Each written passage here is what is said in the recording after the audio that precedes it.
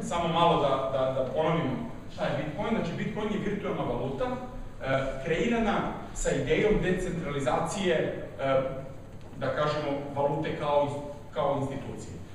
Šta to znači? To znači da je vama sada podatak o tome koliko vi imate para i koliko u bitcoinima i uopšte u valuti se nalazi u cloudu na internetu. Znači, u zajedničkoj šifrovanoj, šerovanoj platformi vi imate vaš novčanik. A to vam onda omogućava da transakcije između ljudi radite potpuno u tom cloudu, to jest na internetu, bez apsolutno bilo kakve interferencije drugih tela, ajde da kažemo, posebno od strane vlade, banaka, poreskih institucija ili bilo čega. Znači, vi imate sada mogućnost da vrednost koju ćete, da kažemo, vrednovati u bitcoinima, da je i prodajete sa bitcoinima i da kupujete druge stvari sa bitcoinima. Znači, pričamo o valuti koja ima ideju, velika ideja je da potisne sve valute na svetu iz svoje... sad, to je kontroverzna tema, mnogi zemlje su krenule u obračun sa bitcoinima, međutim, mnogi zemlje prihvataju i vidjet ćemo kuda će to sve da odvede, ali nepobitno je da se promena dešava i da za promenu postoji potreba i da će se ona tad i desiti. Sad je bitno da se desiti za 3, 4 ili 5 godina, ali Bitcoin već postoji neko vreme i ima preko 20.000, ja mislim, sada, radnje u Americi koje primaju Bitcoin. Znači, gde možete da uđete da kupite sa Bitcoinom. Sad, Bitcoin, moram da vam pokažem kako izgleda aplikacija i slično, mislim, to je sve onako, to sve šifre. Mislim, to šifre. Banka kao takva jedna ovako dosta, kako bih rekao, drevna i stara institucija. Banke imaju, zato smo i pravili onu retrospektivu i sa godišnjima i sa svim stvarima, da biste razumeli upravo, banke neće stići da shvate šta se dešava. I dalje ne stižu. I države ne stižu. Mislim, o našoj državi stvarno, ovaj put neću mnogo pričao, reću par reći možda na kraju, ali ne bi se zadržavao. Ali mobilne banke nije baš da je... Šta? Pa i mobilno bankarstvo se razvija. Mobilno bankarstvo se razvija, svakako i mobilne aplikacije za mobilno bankarstvo se razvijaju.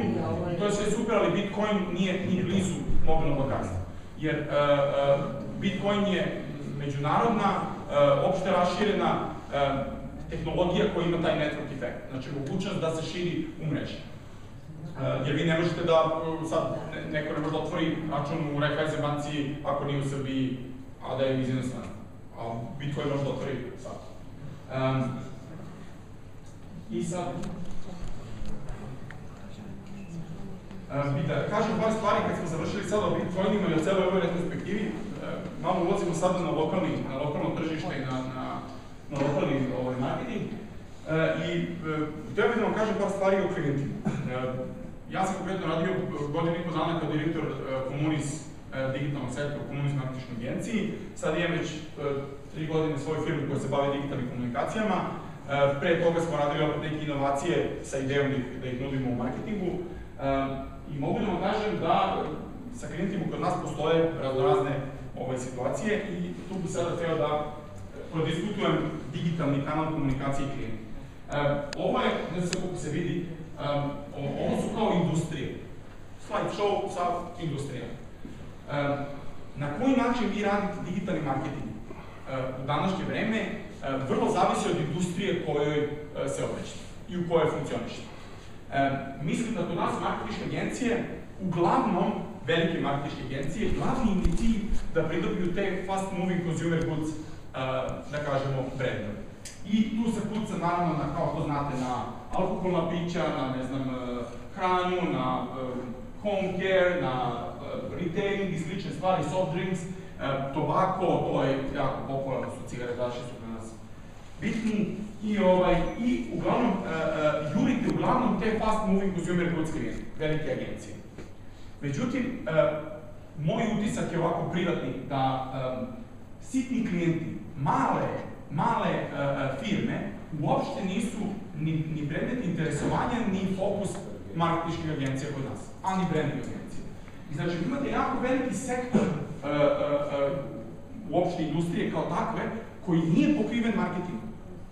Znači, vi imate sada, ne znam, od najbanalnijih stvari, recimo eyewear, ne znam sad, consumer food service, mali firmi koji se bave nekim svojim malim biznisima, business to business firmama koje komuniciraju sa drugim firmama, imaju neke svoje usluge koje nude drugim firmama. Marketinške agencije kod nas nisu fokusirane na takve klijente. Bar moje iskustvo tako govori, da sad evo imamo ljudi iz agencija koji mogu da kažu. Nešto više o tome. Užasna velika borba i kompeticija među velikim klijentima, koji su opet, kažem, fast moving consumer goods, dok su ovi ostali zaposleni. Sad, šta je tu sad interesantno? Ako pričamo o marketingu u digitalnoj sferi, za fast moving consumer goods klijente, to je jako teško. I to je uopšte, mislim, to je često i besmisleno. Jer vi kad komunicirate, skoro, mislim, nije baš sad skroz besmisleno, ali vi ćete sad komunicirati pivo sa flaše, pa ćete komunicirati čips sa čipsom. I sve to na mobilnom telefonu. Pa ne interesuje me na mobilnom telefonu, ja nemam dalje šta da radim s tim na mobilnom telefonu. Znači, jedno je kada vi komunicirate to u radnji, ok, na televiziji, ali na mobilnom telefonu, ja sam u digitalnom kanalu komunikacije i mene flaša piva na mobilnom telefonu ne interesuje. Osim ako nema nešto s njom da se radi, potencijalno. E sad, zašto sad ovo pričamo? Pričat ćemo malo i o budžetima i o tome kako se sada ta komunikacija koja je u digitalu problematična i cijel ovaj set digitalnih sada novih kanala, kako se on reflektuje na budžete i na uopšte marketinške strategije tih velikih klijenata. I tih fokusa tih marketinških agencija koje rade sa velikim klijentima digitalne kampanje. Znači, posle svega ovoga o čemu su pričali, mi možemo da kažemo, kad kažemo da su kanali oglašavanja i usluga koje se nude u marketinškim agencijama, taj ATL, BTL, print, PR, digital. I sada se ja pitam, digital? Pa zar nije digital sada sve ovo ovde u stvari gore? Direktor Nokia je skoro izjavio sad nešto pre isto možda mesec dana, da im Apple je uništio celu Nokiju i kao celu finsku ekonomiju. Kao zašto? Pa kao Nokia je zamenio iPhone, a kao paper industry u Finskoj je zamenio kao iPhone. Pa izvinite stvarno. Šta da vam kažem, gospodine, možete malo se prilagoditi. I sad, to je upravo ovo pitanje, dok ćemo mi razdvajati ATL, BTL, print i PR od digitala? Pa vi sada vam je bitnija PR objava na online kanalima nego u novinama. Ta online objava koju ste napravili u jednom mediju može da prerazbiješ 10 medija i da objavi u 24 sata i da vi raširite tu informaciju dramatično brzo, dok u printu to je sad već spore, tako. Da ne pričamo sada o spotovima koji se u današnje vreme uopšte ne kreiraju sa idejom da taj isti materijal može se koristiti na YouTube-u u potpuno drugačijoj formi. Znači, vi više ne morate da koristite spot kao spot, pustio sam spot. Možete spot da iscrpkate na 5 malih priča, a te male priče da mogu da se kliknu, da se selektuju, da se nešto radi sa njima. Znači, razmišljanje o kampanjama se više, dugo vremena se ne radi integrisano. I ne radi se, ali zaista integrisano. Da se ne pričamo o integraciji tipa mi svi sedimo u istoj agenciji, kao svi smo sad u istoj kući i kao mi smo integrisali sa sve naše komunikacije. To prosto nije tačno. I zato vas pitam, šta je danas digital? Znači, da li je digital sve ovo ili ćemo i dalje da odvojamo televiziju sa strane, pa čekamo poslednji trenutak da priznamo da je televizija i ona je postala digitalna i da više on demand i da više niko i ne gleda reklamu. Ili ćemo se razvijati u drugom pravcu. Ja vam sad počeo da pričam o jednoj drugoj stvari, vezane za budžet. A to će se onda sve sklopiti u jednu priču. A to je, jer se budžeti danas prave po kampanji ili po projektu. Ili godišnji. Moje iskustvo kaže da se prave po kampanji ili po projektu. Kao daj kako košta ovo sad da napravim. Daj mi sad ponudu za ovo. Onda imamo da su vam budžeti i klijenata zatvoreni. Znači, vi dođete kod klijenta i kažete koliko imate budžeta za ovo, da li projekat ili kampanju ili godišnju kampanju za određenu stvar, a ne možemo biti o tebi da kažem. Zašto ne možemo da kažemo? Pa ne, ti ćeš onda nama da odrapiš cenu, pa to nećemo mi moći, to sve. Ljudi, ali kako da bilo što isplaniramo ako mi ne znamo koliko i pare imate? 5.000, 50.000 ili 500.000, nemam pojma. Znači, ideju nema. pa su onda budžeti smanjeni. Trend kod nas je da se budžeti smanjuju i da se stalno valjaju i da to je sad, ja više stvarno ne znam kako se bilo šta može isplanirati. Imamo taj nevjerovatni trend u Srbiji, a to je beskrajno traženje najmanje ponude.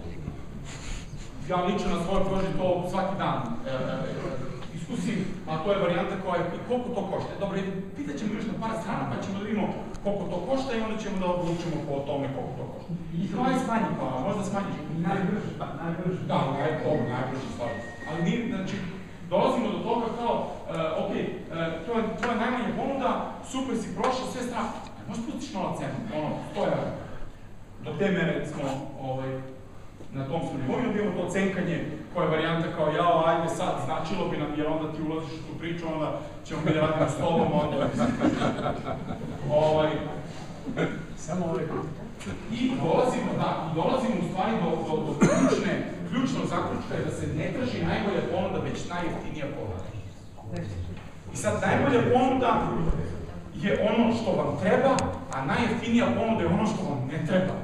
Jer ćete dobiti, nećete dobiti kvalitet kakav u stvari biste mogli da dobijete ako biste imali najbolju ponudu. A najbolje ne znači najjeftinije. Najbolje znači nešto sasvim drugo. Naravno, to se kod nas slabo zna. Da. E sad, upravo ćemo sad pričati o tome šta se u stvari traži, kakav je pristup digital. Pristup digitalu kod nas je prvo i pre svega bez razumevanja.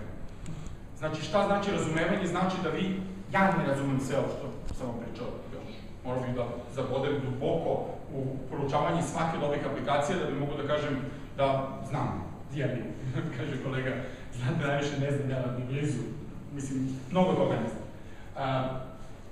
Bez informacija, znači ljudi kreću u priču o određenim stvarima i da kažemo, kreiraju i razmišljaju o određenim stvarima bez dovoljne informacije.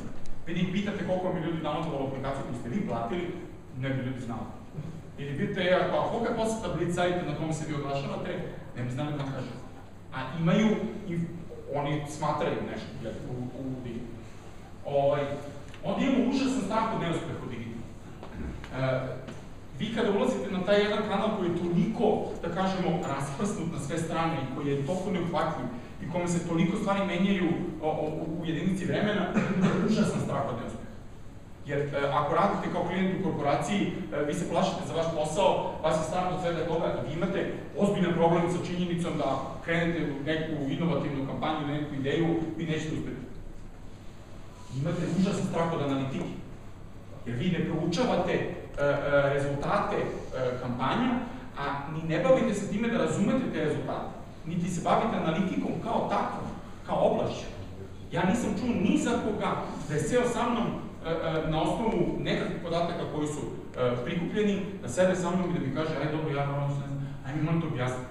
Aj da popričamo o tome, aj da vidimo kako možemo sledeću iteraciju da napravimo bolje. Niko o analitici ne priča. A da vam ne pričamo o tome da nam često ne traže ni da analitiku ugradimo u naše proizvode. Znači, nemaju, da kažem, potrebu da kažu, čekaj, ti si sad ovo za nas pravio, ajde sad mi daj samo, nek software izbaci koliko ljudi je bilo, koliko su često dolazili, ko šta su radili u aplikaciji i tako da. Imamo jezivu stvar, to je kašenje za svim trendovima koji postoje, znači kod nas je to onako, mi poslednje onako ulazimo u voz, to pričali smo Facebook 2 godine, onda u jednom trenutku je Facebook bio, jao, ajmo sad svi u Facebook. I onda su sad kvizovi bili, pa ajmo sad svi u kvizovi, ajmo sad fotokonkursi, ajmo svi fotokonkursi. I mislim, prosto se kasni za trendom, uopšte se ne razmišlja o nekim drugim stvarima, a to je upravo ovo, kao, šta se dešava? Znači, šta se trenutno dešava u digitalu? O čemu vi razmišljate u digitalu? Znači, ne razmišljate o konkurenciji, ili ne razmišljate o konkurenciji, o strategiji. Ne razmišljate o kontinuitetu, edukaciji. Znači, ovo su sada jako važne stvari. Strategija nam je neophodna da bi mogli da isplaniramo šta će sve da se dešava tokom ne 2 meseca, nego cijele godine. Užasno je bitan kontinuitet. Vi kada započnete jednu ideju, jednu strategiju ste formirali, vi morate da ostanete na tom putu. Čak taj put da povremeno dovodite pod lupu, da gledate analitiku, da smišljate nove stvari. Ne možete vi sad, nije prošla dobro ova aplikacija prva koju smo lansirali, sad mi od toga odustajemo. Vi morate da imate kontinuitet u tome. I to na velikom broju kanala komunikacije. Edukacija. Ovo je sad jako važno. pošto ovde ima ljudi iz marketinga, ne znam da li ima ljudi iz klijentskih grupa. Ja mislim da je neophodna međusobna edukacija.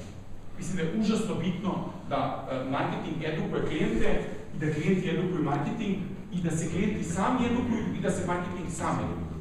Jer to ne radi. Od količine posla koju vi imate u stvari sve lošije i lošije stručnjake u svojom oblasti. Ne stižu, jer ovo toliko brzo napreduje, niko nije rekao, ok, bavim se edukacijom jedan dan nedelju. Evo, Komunis, sutra idem da držim isto ovo predavanje, zamolili su me da ga ponovim kod njih. Komunis ima MBA kurs, ja mislim da i McKen isto ima nekakve slične oblike internet edukacije, ali to je ljudi jednom nedelju, sat vremena. Toliko se stvari desi na dnevnoj bazi na svetskom nivou da je to kao neverovatno. I sad, vama treba neko ozbiljno, ljudima koji nisu stručni za digitalne medije ili uopšte za nove forme komunikacije, da vas, ajde kažemo, edukuje. I šta se dešava sa novcem? Jer ćemo sad uložimo novac u ovo. Edukacija košta, strategija košta. I taj kontinuitet. Jer smo mi sad spremni da mi komuniciramo klijentima, ljudi, nećemo da radimo na ovaj način, hoćemo da radimo na novi način. Hoćemo da vam objasnimo da morate da odvojite određeni budžet i amin, njega dalje. Znači, ako hoćete ozbiljno da radite. Ili nećemo da idemo i dalje ad hoc, onako, projekta do projekta i kao aktivacije do aktivacije. Imamo tu analitiku, a to je kao šta se dešava sa analitikom. Postoji jako puno alata za analitiku, novih alata, koje, verovatno, većina vas ne zna da postoje, koji mogu da vam izmere od toga šta su ljudi radili u aplikacijama do toga gde su gledali u sajtu, gde su gledali u aplikaciju dok su je koristili. I šta onda sada raditi sa svim tim podacima? Da li imamo ljude koji se bave analizom tih podataka, da li imamo statističare, da li imamo matematičare koji ćemo sada zaposliti da se bave tim podacima? To se sve preskače. Mislim, bar ono moje iskustvo, što kaže. I sad dolazimo do toga ako hoćemo da komuniciramo kroz sad sve te kanale o kojima smo sada pričali i o kojima smo pričali sad i klijentima i edukovali i tako dalje, hajde da vidimo sada koji su to sve, gde trenutno sve komuniciramo. Pa komuniciramo kroz e-mail koji je često zapostavljen kao kanal komunikacije. U današnje vreme ipak svi koriste e-mail i e-mail liste su nešto što je za jedan ceo set biznisa jako interesantan način reklamiranja. Facebook, naravno o tome ne želimo da pričamo, toga ima da se priča. Twitter, Swarm, ovo je sad interesantna stvar da vi na Swarmu imate ljudi koji se dogovaraju gde će da idu, jel tako? Znači na njemu planiraju svoje aktivnosti tokom večeri, tako da je to isto jedan medij za sebe postao. Viber i WhatsApp. Sad ovdje ću da se zaustavim na kratko. Zašto Viber, zašto WhatsApp? Oni su napravili od jedne komunikacije koja se odvijala uglavnom kroz Facebook, oni su vam sada taj trend prekinuli. I oni su uveli komunikaciju unutar grupa na Viberu. I vi sada napravite grupu na Viberu sa svojim prijateljima i šta se desilo? Vi sad prelazite na Viber, komunicirate na Viberu i dolazite u situaciju da vi ne možete više da plasirate reklamu. Ja sam zatvorio svoje, smaram na Facebook, smaram na Twitter, neću nigde, ja u Viberu imam 5 grupa, uski prijatelji, bliski prijatelji, devojka i njeni prijateljice, ovi oni, znači različite grupe i mi tu sad se dogovaramo šta ćemo da radimo. Kroz te grupe puštamo slike, kroz te grupe puštamo muziku, znači potpuno smo se odvojili i distancirali od klasičnih, ajde kažem, ovih ostalih kanala. Što marketirima, to jest ljudima koji se bave marketingom, predstavlja novi problem. Kao ja više ne koristim Facebook Messenger, nemam na Facebooku, Facebook je razdvojio Messenger, sad ima Messenger na drugoj strani, nova aplikacija i kao ode mi čovek. Ne dolazi mi više na kanal. I sad to je jedan set, onda imamo naravno ove potpuno nepoznate kanale kod nas i uopšte da ih shvatimo, to su to Snapchat, Secret, ja i slični, koji su takođe izvori komunikacije među ljudima, a ne možemo da ih pričamo. Imamo Venmo, to je ovaj servis koji su pomenjali na početku, koji služi za prenos novca među ljudima, ali sad šta je interesantno, transakcije se vide na vodu. I sad, čitao sam skoro neki tekst gde je neki lik iz neke agencije iz sveta rekao, mi smo shvatili u agenciji da mi u stvari 30 plus grupa i 30 minus, mi pričamo o različitim mesecima, nam ništa nije jasno. I sad šta je bila fora? Ovi 30 ispod su koriste Venmo i ima još jedna aplikacija slična i kao šaljuju lovu jedni drugima i vide ko je šta kome poslao, ko je kome platio taksi, ko je kome platio večeru, ko je šta uradio I što ova grupa 30 plus u fazonu ste vi normalni, kako to su privatne informacije, što bi to i kod njih kao delio, a ovi 30 minus u fazonu koji ste vi posili, kao nemate pojma, kao nam to nije ništa problem, nego kao kod toga prave zezanje i prave neki. Oni imaju ceo svoj, kreiran svet oko toga ko je kome tu šta sad razmenio i uradio. A mi to ne kapiramo. Znači, samo čisto da vam kažem. I sad, postavio bi jednu tezu sad ovdje, da je u stvari učenje u današnje vreme to prihvatanje, to jest, opet koristim engleske reči zato što adoption na engleskom u slengu mobilnih aplikacija znači prihvatanje mobilnih aplikacija i prihvatanje uopšte svih tih novih servisa. To je u stvari vaš proces učenja. Znači, nema mi učimo tako što čitamo tekstove. Ne, brate, uzmi instaliraj aplikaciju. Znači, nek svako u agenciji koji treba da instalira ceo set svih aplikacija, pa da vidimo. Prvo, da li ih imaju instalirane, drugo, da li koriste, da li znaju kako se koriste, da li su zvali svoje prijatelje da ih koriste i da li kapiraju ko se nalazi na tim kanalima. Što znači sledeće? Informiši se, instaliraj, prihvati i podeli. To su 4 koraka koje treba da uradite da biste, da kažemo, počeli da kapirate šta se dešava u tim kanalima. I sad, šta je sada tu bitno? Vi imate sada prihvatanje, to je taj adoption, prvo komunikacije. Znači, vi prvo morate prihvatiti drugačiji način komuniciranja. Ako to je jedan Venmo, kako se komunicira na tom kanalu? Ako je to jedan Twitter, svi su po zonama, neće ja statuse dostavljam na Twitteru, nije to kao Facebook. Nije Twitter page. Twitter je jedan potpuno druga page. Twitter je svoja page. Znači, Instagram je svoja page. Znači, morate da naučite da komunicirate na tim kanalima da biste shvatili šta se na njima dešava. Onda je sledeća stvar je data.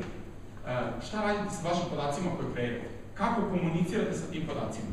Da li vam oni stoje u cloudu?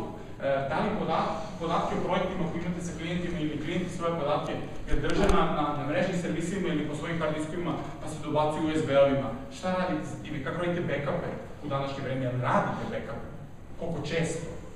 Znači, da li ste svesni da sada cloud platforme vam omogućavaju u stvari da sve što radite da vam iz automatskog cloudu crtica automatski backup ovdje? Je li tako? Onda imamo kako i šta radite sa kontentom. Konačno. Kako? Konačno si izgovorio glavno reč. Pa dobro, kako kome je glavna reč? Pa sve ovo ne postoji samo do kontenta. Da, znači, kontent kao takav, šta radite s njime, kako kreirate kontent i šta je kontent uopšte u današnje vreme. Kako ga šerujete. Znači, vi morate da naučite šta je novi oblik kontenta i kako se on kreira. Ako su to statusi na Facebooku i postovi na Facebooku, morate krenuti u to da radite to. Da postojete, da shvatite koja energija i emocija vas puca kada vam imate 100 lajkova na određeni post. Ako imate 100 lajkova na određeni post. Da, onda imamo znanje kao tako. Užasno je važno da razumete da je znanje sada postalo takođe svojevrsni kontent, tako? Naravno.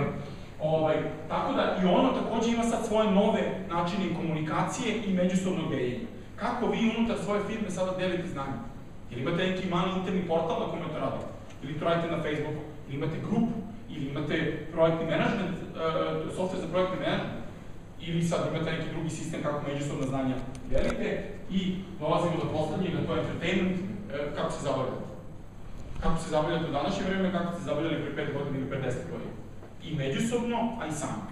Znači, šta je za vas sada zabava u novo doba? Da li su to aplikacije, nisu, mreže, jesu ili nisu, da li one zamenjuju igre i tako dalje. Što znači da biste naučili nešto novo, morate da usvojite nove stvari. I da probate da ih koristite. I sad, da ne bi bilo sve toliko crno, pošto se nekako to malo se zapakao u komplikovanost. Ja bih da ponudim par nekih novih pristupa malo. Prvo i osnovno je da pratite platforme i da shvatite da se web prebacuje na mobilne telefone. Sa svim sadržajima sa web.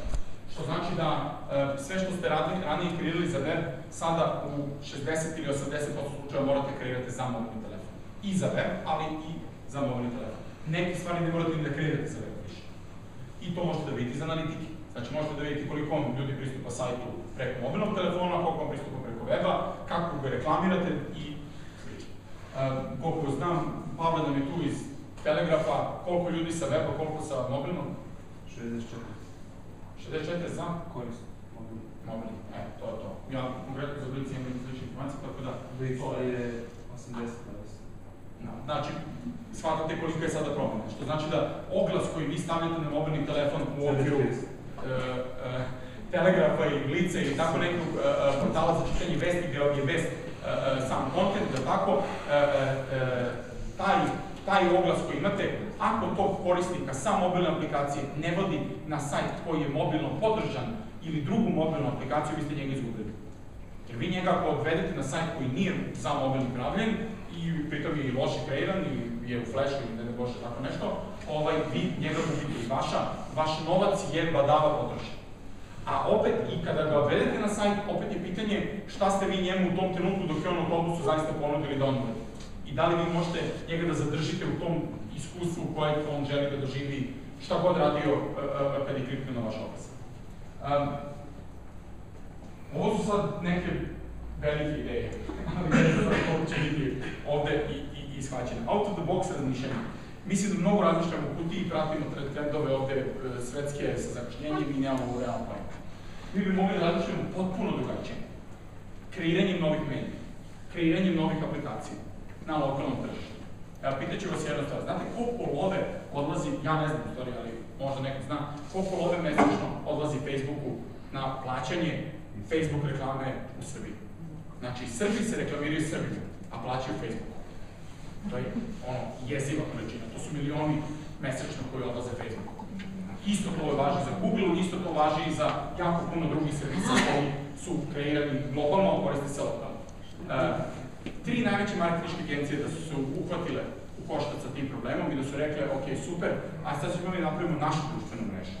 Da finansiramo neke mlade ljude koji imaju ideje i koji su dobri u tome i napravit ćemo našu društvenu mrežu, onda ćemo ljude reklamiramo kroz sve naše klijente i sve naše proizvode. Vi biste za godinu dana ili za 2 godine imali top društvenu mrežu u kojoj bi se onda reklamiranje plaćalo u lokalu, a ne globalno. Primjeri lokalnih društvenih mreža koje su zamenile Facebook ili se koriste paralelno sa Facebookom imate po celom svetu, u Rusiji, u Brazilu, u Argentini, na takvim mjestima. Samo vam pričam sa stanovišta biznisa i razmišljanja o mediju kao tako. Lokalizacija takođe veliki potencijal. Lokalizacija znači da vi sad uzmete aplikacije koje su aktuelne i da ih odmah prilagodite našem potrošaču za njegov mentalitet. Jer nije isto potrošač Srbin i potrošač Amerikanac, ni blizu. Ali možete napred znati šta idu kao trendovi i da prilagodite određene servise koji se nude na zapadu, nisu još došli kod nas, našem potrošaču ovdje. I naravno, obrnio kreni sve digital, čak i Boost Plus, jasno vam je da je sada već sve digital, tek će biti sve digital, a treba da razmišljamo na taj način. Znači, vi treba da sednete, ako ste u agenciji ili čak i ako ste preduzetnik, i da razmišljate šta sve to znači. Kakav volite program sa pečatom i karticama? Ja te kartice pečate bacam, mislim, nemam šta je mislim sa njim. Imam 5 kartica sa pečatima, 2 pečata ovde, 3 pečata tamo, nikad nisam izvodio ponovno. Ona me na pumpu pita, tamo imate super karticu, 30 puta žena. Nemam super karticu, ajde imam, mislim, stvarno, sad ću da nosim svaki put sa sobom. Tako da, hoću kažem, a ne razmišljate da imate mobilni telefon u džepu i da bi ona rekla prvi put, imaš mobilnu aplikaciju, da bi ja rekao, nemam, hoće da instaliraš, evo instalira i to je to. I krećemo u tu novu. I ono što isto jako bitno je u tom novom pristupu je da vam isvetli dlanu i da mi odavde imamo zaista globalno tržište. Znači šta god radite za lokalne klijente ili za sebe, vi u stvari to možete da radite za globalno tržište. Ne prave se ideje za aktivacije, za aplikacije, za web među marketinškim krugovima i među agencijama sa tim razmišljanjem. Niko ne kaže, ajde sad tu aktivaciju što ste pravili, to je fenomenalno, ajmo mi sad kao partneri da to zapakujemo lepo, mi ćemo tu da damo malo resursa ovog onog i da to izreklamiramo i da prodamo na još 30 tržišta širom Evrope. Nismo imali priče o tome, nikad se to nije desilo. Nije se desilo ni za strane klijenta, nije se desilo ni za strane agencija, a kad pričamo o individualnim preduzetnicima, to je drugi tip priče. Sad pričamo o ovim klijentima. Ja sam malo zagrebu površinu oko toga. Razlika je ako radimo za globalne klijente za lokalno tržište i lokalne klijente za globalno tržište. Jer kad radimo za globalne klijente na lokalnom tržištu i radimo za korporacije koji sisavaju novac iz ove zemlje, budimo realni. I apsolutno ništa ne donose, oni žele samo što veći profit, da maksimizuju profit, da bi izvukli profit napolje i da, mogu dalje da taj profit eksploatišu. Dok ako radimo za lokalne klijente, za globalno tržište, to je izazov. To je izazov koji, ja mislim da agencije i čak i mali timovi, male firmice koje se bave marketingom nisu svesni. Izaći na globalno tržište sa lokalnim proizvodima je neverovatan izazov i jako teško. I posebno u današnje vreme digitala jako teško. Ja kažem, hajde da marketinške agencije nađu lokalne klijente i da naprave od njih globalne brendove. I mislim da je to nešto što može i te agencije da dovede u mnogo bolju poziciju i da napravi od celog našeg sistema jednu zdravu državu. Naš sistem je bukvalno isisan od strane stranih velikih korporacija koje su došle kod nas da kupe naše proizvode, pa da nam preprodaju naše proizvode i obrnuto da dovede svoje proizvode. I još jedna jako bitna stvar, to su novi ljudi. Znači, da biste došli do proaktivne ciljne grupe, vi morate da sedite s njom. Znači, vi morate da sedite s tim ljudima koji su u grupu od 10 do 20. Morate da ih pitate pitanje, morate da zapišete odgovor, zaboravit ćete. Morate takvim stvarima da se bavite. I morate da radite sa tom grupom od 20 do 30, da prodajete toj grupi od 20 do 30. Takođe, oni nisu naivni i nisu klinci. Znači, daleko od toga da je to grupa ljudi koja je naivna i kao nema veze, oni što pričaju tamo ispod 20 godina, kao oni nekako. Oni su vrlo ozbiljni potrošači i budući potrošači, koji će vam trebati već za 2 godine kad pređu iz grupe 18 minus u grupu 18 do 24. I ono što je najbitnije, novi ljudi nemaju minimum 3 do 5 godina radnog iskustva. Kakvi su to oglasi za posao 3 do 5 godina radnog iskustva? Koje radno iskustvo? Da vas pitam, ja sada vam dođem u agenciju da vam krenem da postrojim ljude, da ih pitam šta znate o tome, bavite se digitalno, šta znate o digitalnu stvari. Pa da vas pitam gde vam je to radno iskustvo 3 do 5 godina. To su ozbiljne teme. Zapostavljeni su svi oglasi koji se pojavljuju kod nas traže od 3 do 5 godina radnog iskustva. Ja nisam vidio ni jedan oglas, nigde. A zamislite samo koje bogatstvo sa sobom nude ljudi koji nisu prošli kroz drill marketinga, koji nisu prošli kroz drill agencija, jurenja potrošača i trošenja budžeta i klijenata i svega toga. Oni vam jedini mogu doneti strategiju, oni vam mogu doneti razmišljanje koje je out of the box, ako im date takav zadatak. Jer vi nekoga ko je prošao kroz marketinšku agenciju i godinu dana, vi njega više ne možete da vratite na stari, da kažemo, neiskrzani taj formum koji je, recimo, kad završite fakultet ili čak ako niste ni završili fakultet, nego ste izašli iz srednje škole i želite da se bavite nekim poslom. Dovoljno ste mladi i sposobni. Imamo danas sad 12 godina klinac, pre neki dan je bila vest da je napravio aplikaciju i neku razvalio. 12 godina. Znači i sad on čovjek radi i razvija stvari. Tako da obratite pažnju na ovu stvar. I da ne bih završavam sa ovime, da vas ne bih zapostavio kod ljudi koji su slušali neka predavanja koje se drža ranije, uvek kažu da ja to gledam budućnosti, stalno pričam o budućnosti, pa smo pričali o sadašnjosti, ovo je sada priča o budućnosti. Kratka, One Name je Bitcoin-like, znači kao Bitcoin tehnologija koja omogućava decentralizaciju identiteta na internetu. Jer je vaš identitet sada direktno pod kontrolom Facebooka, Googlea, Twittera i sličnih servisa Amazona. Ako imate na Amazonu servisa koji se bave tim, oni vam nude reklamu, oni biraju šta će vam prikazati, to je posebna priča o tome kako se radi reklamiranje sada na Facebooku i na Google, koliko su oni sada pod kontrolom onoga što vi vidite. Ali One Name je servis koji je uveo taj blockchain tehnologiju za koju stoji Twitter u identitet. Tako da vaš identitet sada će biti distribuiran po internetu, a ne lokalno centralizovan u određene servise. U budućnosti na to. Oculus Rift, koga je kupio Facebook, to je virtual reality, onaj headset, preti da postane novi način konzumiranja igrica, ali mogu da vam garantujem da će kroz Oculus Rift, pošto ga je Facebook uzeo, Facebook sigurno ne planira da razvija samo igrice, ne planira da to ovako sve ispovezuje, da će biti jako puno sadržaja koji će sada postati virtualna realnost. Google Glass je stavljen ovde, iako u suštini ne pripada. Google Glass je eksperiment Google-a, to jest oni su mislili da će biti produkt, ali pošto još nisu ni lansirali, ali izgleda da je dosta loše prošao, tako da ga verovatno neće ni lansirati. Je proizvod koji vam pokazuje koliko će te nove tehnologije promeniti način na koji mi, da kažem, uopšte imamo dodir sa tehnologijom. Jer ako vama stoji ovde mali projektor, imate sliku u oku u svakom trenutku, to je jedan potpuno drugačiji način komunikacije u digitalnom svetu nego do sada. Apple Watch, zašto Apple Watch, a ne Android Watchevi koji su trenutno već na satovi koji su na tržištu? Zato što je Apple marketinški superheroj koji će za njihove satove će se čekati redovi noćima i danima i u trenutku kada oni krenu projekcije su da će imati milione prodatih i ja mislim da će Apple Watch dovesti do pravog lansiranja tih digitalnih satova. Kuda će to sve dovede, ne znamo, Švajcarci su rekli da oni imaju pojma i da ljudi nose satove zato što je to nakita, nije tehnologija i da to nemaju šanse da uspeju. Međutim, vidjet ćemo da će se dešava. I za kraj, najslađa stvar od svega, znate šta je Magic Clip, to je ko zna nek digne ruku? Ne zna niko. Fantastično.